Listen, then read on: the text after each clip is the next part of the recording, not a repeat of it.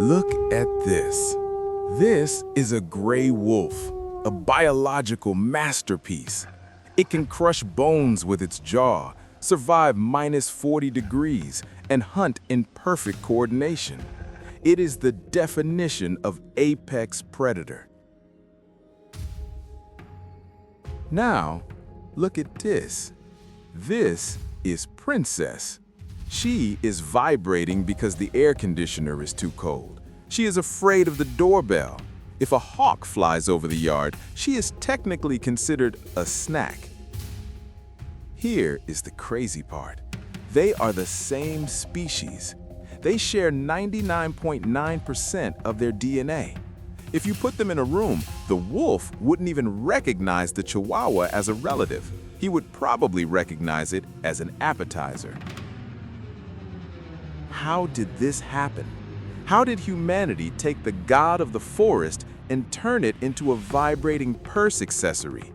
Today, we're looking at the 30,000-year prank we played on nature. This is the story of the wolf versus the Chihuahua.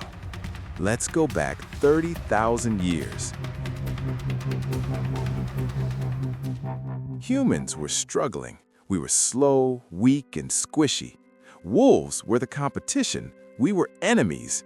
But then, one brave wolf, let's call him Kevin, had an idea.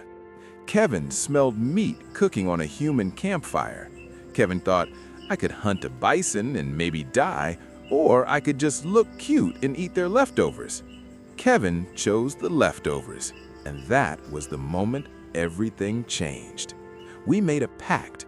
The wolves gave us protection and hunting skills. We gave them free food and belly rubs. It seemed like a fair trade. Evolution calls this self-domestication. I call it the beginning of the end for Kevin's dignity.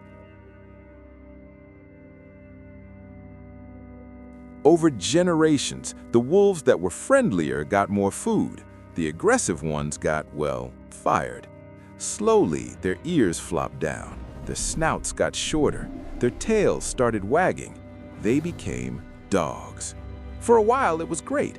We had huskies, German shepherds, malamutes, dogs that still looked like they could do a job. But humans, we are never satisfied.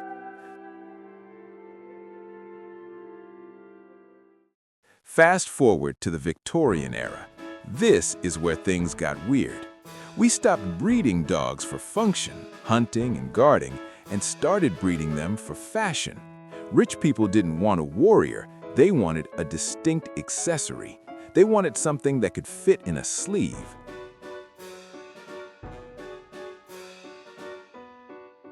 Enter selective breeding.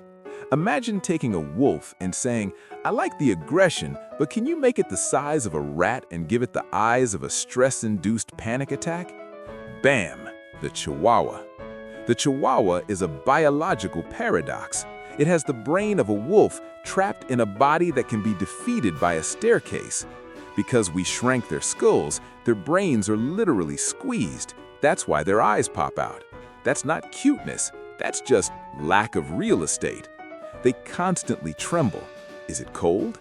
Is it fear? Or is it the sheer rage of an apex predator realizing it's wearing a tutu? We took their strength, their fur, their size, but we forgot to take one thing, their ego.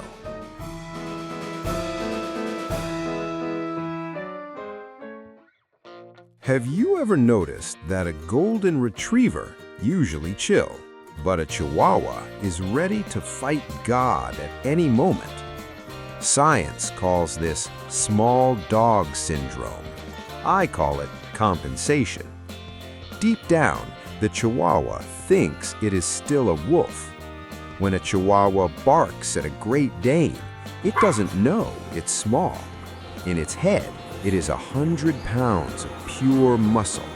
It has the software of a killer, but the hardware of a potato.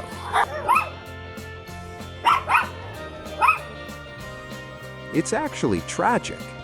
Imagine you are Mike Tyson, but suddenly you wake up in the body of a toddler, and everyone keeps picking you up and putting you in a handbag.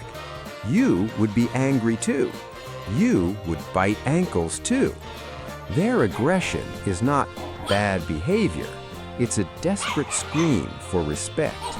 "I am a wolf. Fear me," they scream as you put a little hat on their head.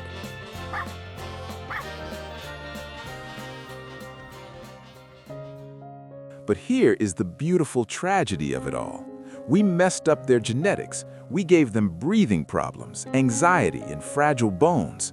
We turned a majestic hunter into a dependent baby. Humans played God, and the result was ridiculous. But look at how they look at us. Despite everything we took from them, their strength, their freedom, their dignity, they gave us something back that we don't deserve: unconditional loyalty. That trembling Chihuahua, he might be scared of a thunderclap, but if someone breaks into your house, he will throw his tiny 3-pound body at the intruder without hesitation. He doesn't know he will lose. He just knows you are his pack, and the pack must be protected. We created them to be accessories, but they decided to be guardians. Maybe that's why we love them. Not because they're majestic wolves anymore, but because they're just like us, anxious, imperfect, sometimes angry for no reason, and desperate for love. So the next time you see a Chihuahua vibrating at a bus stop, don't laugh, show some respect. Inside that trembling rat dog is the soul of a wolf that crossed the frozen tundra 30,000 years ago just to be your best friend, even if he does pee on your carpet. Thanks for watching. Go hug your dog.